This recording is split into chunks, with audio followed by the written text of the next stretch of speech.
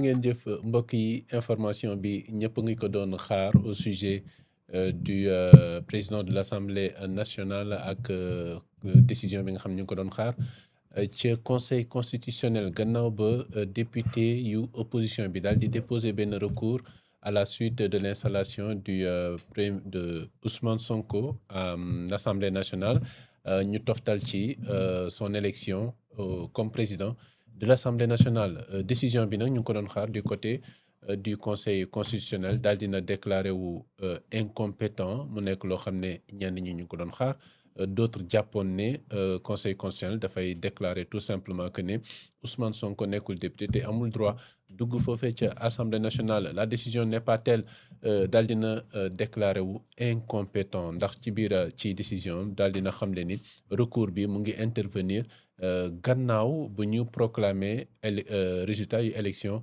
législative yi nga xam ne moo gisoon le Ousmane Sonko daal di nekk député foofee ca Assemblée nationale ñu nar a commenter boobule décision Clédor Sène lañ ci àndal Clédor lan la lay inspiré gannaaw décision bi est-ce qu'on pouvait s'y attendre est-ce que c'est une surprise est-ce que nekk na loo xam ne mën na bette.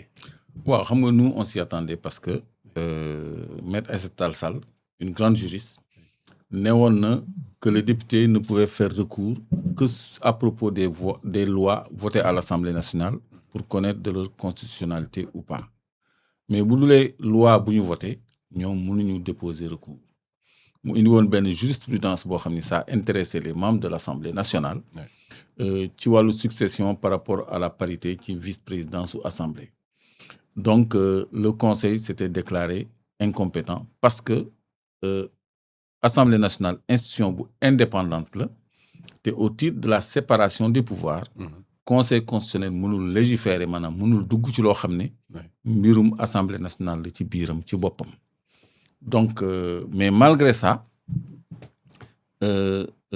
defuñu recours mais requête la ñu def ba noppi xaaw a indi nuance ci ñaari notion yooyu recours mooy nga sàkku ci yoon ñu jubbanti lu dëng requête mooy nga def demande ci yoon pour mu joxe avis donc ñaari démarches yi du benn et je crois que soxlawuñu di politiquer conseil constitutionnel c'est vrai que c'est les juges politiques mais loo xam ni mënut a aboutir soxlawul muy doon acte booy posé parce que Aïssata Tall Sall sax nee na seul le président de la République pouvait saisir le conseil constitutionnel pour avis seulement donc donte avis aussi dañ koy appliquer jox ko benn rigueur donc lii dafay wone rek ni c'est de la politique politicienne parce que man waxoon naa ci sama benn intervention ni conseil constitutionnel même bu habilité woon à connaître de cette requête en lieu et place de recours du mën a contredire sax boppam parce que dafa ne nit ki bés bu ñu defee proclamation définitive par le conseil constitutionnel ci la sa mandat de député di entrer en vigueur. Sans avoir besoin que ñu lay installer. Voilà, il y a eu le débat selon lequel il faut que ñu installer la ba pare balaa ngay am la qualité de député. Ça, c'est tout à fait faux parce que c'est dès la proclamation des résultats définitifs que nga am le statut de député. Mais d'ailleurs doguma la le conseil constitutionnel dans son argumentaire le juge constitutionnel daal dina xam ne ni décision bi nga xam ne mu ngi am le 24 ñu ko jël le 24 mai 2026. te ñu attaqué ko. mu ngi survenir après la proclamation des résultats. Oui. Donc ça veut dire que après qu'il soit député. Donc dès la proclamation des résultats moom il est député. Et avant la proclamation des résultats dañuy examiner de la validité des candidats.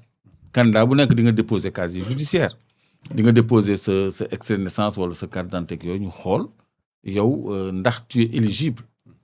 Donc conseil constitutionnel moo validé la liste du PASTEF et Ousmane Sonko à la tête parce que moo nekkoon tête de liste. Donc validé na liste bi première étape. Deuxième étape validé na résultat yi ba calculer le nombre de sièges mu nekk au total 130. Donc loolu mooy conférer qualité de député à tous les membres de cette liste là. Léegi nag on a vu Amadou Ba moom démissionné na dellu siwaat na mais pourquoi duñ def recours ci Amadou Ba nañ def beneen recours il y a Amadou Ba et l'autre là ils sont deux dans ce cas mais nañu defaat recours. peut-être ñoom nee nañu Amadou Ba biñ koy bi muy nekk député nekkul woon ministre.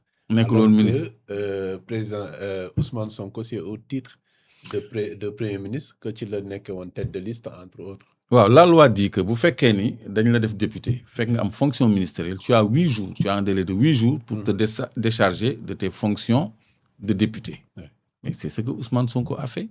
Il s'est déchargé de ses fonctions de député. Ba mu nekk tous les ministres la loi organique bi nga xam ni moom la ñu visé ci article 54. Article 54 daf ni la qualité de membre du gouvernement est incompatible avec un mandat parlementaire. Et toute activité professionnelle boo xam ni dafay am rémunération sous réserve de dispositions prévues ci-dessous. Maanaam disposition yooyu mooy le député nommé membre du gouvernement ne peut siéger à l'Assemblée nationale pendant la durée de ses fonctions ministérielles. Les modalités d'application du présent article sont fixées par une loi organique. Loi organique yi nag ñaar la règlement intérieur Assemblée nationale ak code électoral ñaar yëpp boo ci demee prévoir na nit ki tekki nombre tànk député dem nekk ministre ba noppi bu ca paree bu tekkee nombre tànk ministre am wala ñu tekki ko mën na dellu si waat assemblée. loolu yëpp mandat bi jeexul. bu fekkee ni mandat bi jeexul. mën na dellu si assemblée.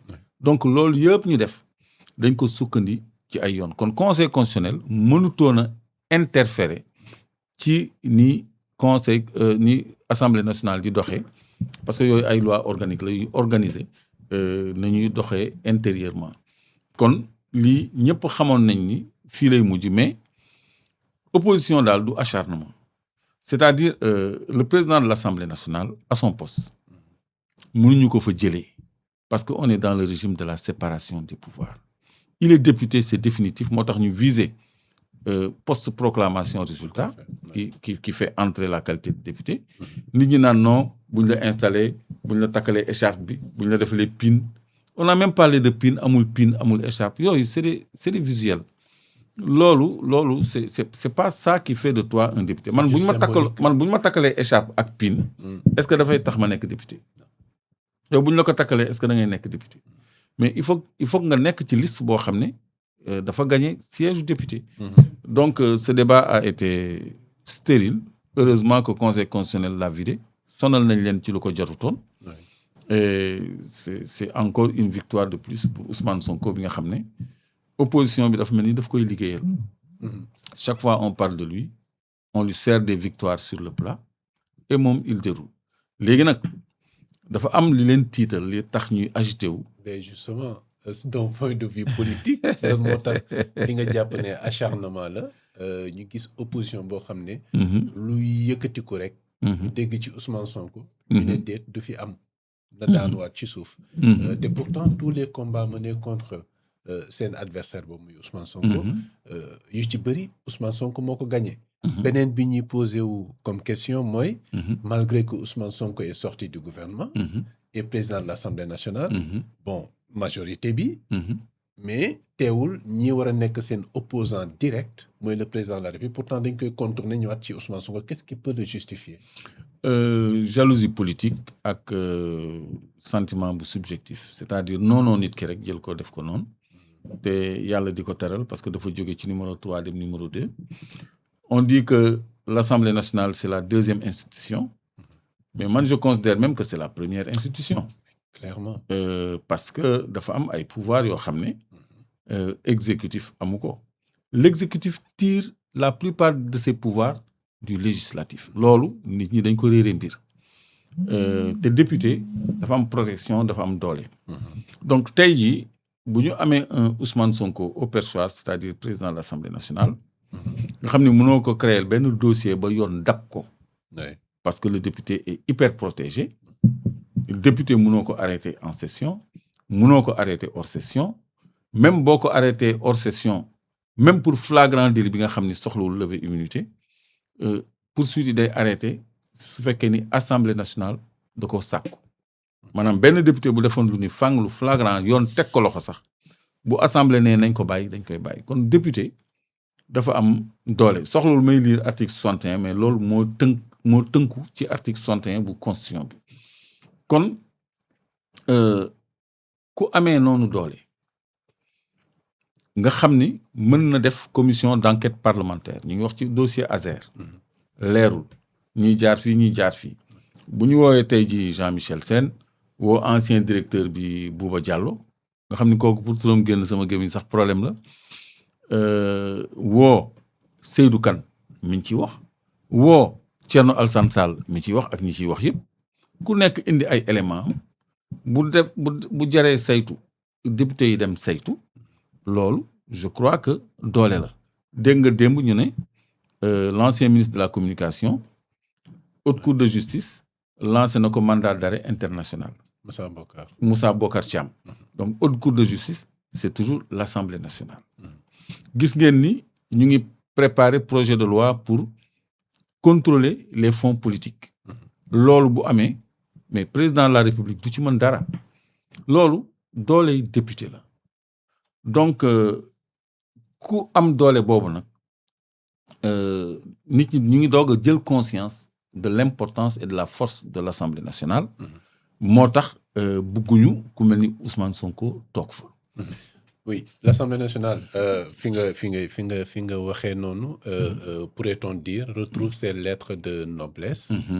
Mais tey gannaaw décision wala bokk avis bu conseil constitutionnel qui s'est déclaré incompétent. Le boulevard est dégagé pour le président de l'Assemblée nationale Ousmane Sonko tey li ñu raté woon en termes de reddition des comptes. Est-ce que l'Assemblée nationale peut le rattraper? Mais bien sûr ci exercice pouvoir. Mais bien sûr parce que ñëpp ñi nga xam ne dañu am privilège de juridiction Assemblée nationale mooy taxawal haute cour de justice pour ñu nekk la portée de la justice ñëpp ñi nga xam ne dañu am immunité parlementaire pour ñu àtte leen assemblée mooy lever immunité parlementaire lépp luy nu mu tuddati commission d'enquête parlementaire oui. lépp luy commission d'enquête parlementaire Assemblée nationale mën na ko jëfe te boo defee commission d'enquête parlementaire ba gis ci loo xam ne jar na jox procureur dañ koy transférer justice mu légiférer mais bu dee haute cour de justice foofu lañ koy àttee dana am ay magistrats yu leen rax mais foofu lañ koy àttee képp koo xam ne par exemple ancien ministre la woon ñu am lu ñu koy toppee mën nañ ko fa saytu ba mu leer ñu def mise en accusation yoon doxal te boobaa du ci mën a mucc gis ngeen sax ñu ni dinañu définir lan la ñu mën a dégg ci haute trahison parce que ñoom ñooy mettre sax en accusation le président de la République kon kooku am na doole léegi nag nit ñi ñu ngi naan suñu déggoowul président yoon may na ko ay pouvoir exceptionnel. Il y a des conditions pour ça. Des critères. waaw moo tax ma ni woon T3B dañu war a dañu def j'avais promis ça. ay capsule. ay vidéo yu gàtt ci ay pàcc ci constitution bi. pour nit ñi mën ko déggin bu leer parce que débat bi dafa laaj une petite base documentaire pour nit ñi mën a comprendre. parce que man xamoon naa ni conseil constitutionnel mënul def dara ci biir règlement intérieur u assemblée loolu du compétence am au nom de la séparation des pouvoirs. mais les pouvoirs exceptionnels li ñuy prêter président de la République aussi loolu mënut a nekk président de la République du mës a am fii ci Sénégal ay pouvoirs exceptionnels te ñaanuñu ko yàlla. parce que loolu pour mu am article 52 moo ko prévoir dafa ni. Lorsque les institutions de la République, l'indépendance nationale, l'intégrité territoriale ou l'exécution des engagements internationaux sont menacées d'une manière grave et immédiate, cumulativement, et que le fonctionnement des institutions est interrompu. Lan mooy interrompre fonctionnement d'une institution comme le président de la République, comme le législatif, comme l'Assemblée nationale, mais lu grave lay mën a doon. Donc le président de la République bu boobaa dispose de pouvoirs exceptionnels. Mais malgré pouvoir exceptionnel bi pour lan la? Pour rétablir le fonctionnement régulier des pouvoirs publics et des institutions. fonctionnement régulier des pouvoirs publics et des institutions loolu mooy dëkk bu doxatul boo xam ni dafa am coup d'état wala mu am émeute wala mu am lu grave loo xam ni il faut que président am ay pouvoir exceptionnel pour réew mi mën a dox. mais politique yi bu ñu nee pouvoir exceptionnel rek ñoom jàpp nañu dañ ko war a diriger contre un adversaire. non pas le cas. non seulement doo ko diriger contre un adversaire oui. mais mënoo jël prérogative bu assemblée nationale sax même bu fekkee da nga am pouvoir exceptionnel. Il ne peut en vertu des pouvoirs exceptionnels procéder à la révision constitutionnelle mënu ko. ba noppi ñu teg ci l'Assemblée nationale se réunit de plein droit même président bu amee pouvoir exceptionnel l'Assemblée nationale se réunit de plein droit et il ne peut pas toucher la Constitution. Qui peut toucher la Constitution cependant? L'Assemblée nationale. mën na voter loi constitutionnelle avec la majorité des 3/5, c'est-à-dire 99 députés. Le président, il ne le peut pas. Sauf par voie référendaire te loolu c'est le peuple qui arbitre. kon tey jii li ñuy gëmloo ci ay pouvoir exceptionnel ay gouverner par ordonnance mënul nekk. Exemple 2023 on a eu 87 morts dëkk bi nekk à feu et à sang. Est-ce que Macky dafa amoon pouvoir exceptionnel ci jamono jooju? On n'avait même pas voté la loi d'urgence, décrété la loi l'état d'urgence. Mais il y a eu une loi d'habilitation, mais là, c'était lors COVID, de la Covid. État d'urgence, loi d'habilitation, le Covid, moi, sa majorité qui l'a habilité à puiser 1000 milliards dans nos caisses, qui font l'objet d'enquête bataille. Donc, mais Fumunekni, vivre une calamité pire Covid-19 en 2023 avec 87 morts de Kbiep Yahoo, et évoqué un article 52. Et Bob a une majorité plus confortable à l'Assemblée nationale. Donc, on n'avait pas évoqué de pouvoirs exceptionnels. Moi, je dis que nous avons dit yenn intellectuels ou soi-disant, yi nga xam ne dañuy def les plateaux, di def ci xelu nit ñi ni président mën na teg fee assemblée di gouverner. Loolu, c'est impossible. Par contre, assemblée mën na gàllankoor sax doxalinu exécutif parce que bu ñu tegee loo xam ni moom àndu ci mën na def motion de censure motion de confiance mën na def ay amendement ci ay loi ba noppi moom mën na am initiative de loi par les propositions de loi en lieu et place des projets de loi. Kon par proposition de loi la ñu bëgg a vérifier les fonds politiques par proposition de loi la ñu bëgg a def les révisions constitutionnelles donc ñoom am nañu élément bu ñuy doxalee yoon te même la promulgation bu ko président deful président assemblée nationale moo koy def. Donc on est dans une démocratie très équilibrée qui fonctionne et pour la première fois au Sénégal l'exécutif ne dispose pas de majorité à l'Assemblée nationale pour la première fois de l'histoire. Donc conseil constitutionnel mënul woon dugg ci lii naan ay Ousmane Sonko du député mais loolu la ñu bëggoon wax le conseil constitutionnel. Il n'a pas qualité de député. Mais ça aussi, c'est trop fort de café. C'est trop fort de café et ou peut-être même trop léger. Merci beaucoup, Clédor Sène. Jërë ngeen jëf mbokk yi mu nekkoon le commentaire consacré li nga xam ne moo di décision bu conseil constitutionnel bi qui s'est déclaré incompétent ci lu ñeel installation bu Ousmane Sonko à l'Assemblée nationale dellu si waatam ci Assemblée nationale. Oui. Assemblée nationale. bu ko neexee sax mu dindi fi conseil constitutionnel teg fi cour constitutionnel loi moo ko fi teg kon moo tax ma ni on dit que c'est la deuxième institution mais en réalité c'est la toute première mu ngi noonu donc merci beaucoup Clédor Sène jërë ngeen jëf kon mbokk yi mu ngi noonu commentaire bi ñeel décision bu conseil constitutionnel bi qui s'est déclaré incompétent au sujet de li nga xam ne moo di réintégration bu Ousmane Sonko à l'Assemblée nationale ak li nga xam ne moo ñeel sa présidence actuellement au perchoir ni nga ko teg ci perchoir bi donc conseil constitutionnel nee na en quelque sorte ci lu gën a yomb moom munu ci àddu ndax conseil assemblée nationale yoonam new ci assemblée nationale pouvoir entier la boo xam ne ci lu jëm si doxalinam ci biiram moom conseil constitutionnel amul lenn lu mu ci mën a wax jërë ngeen jëf ci teewlu bi si diaspora bi ci réewu Sénégal ci T3B télé bu baax bi merci beaucoup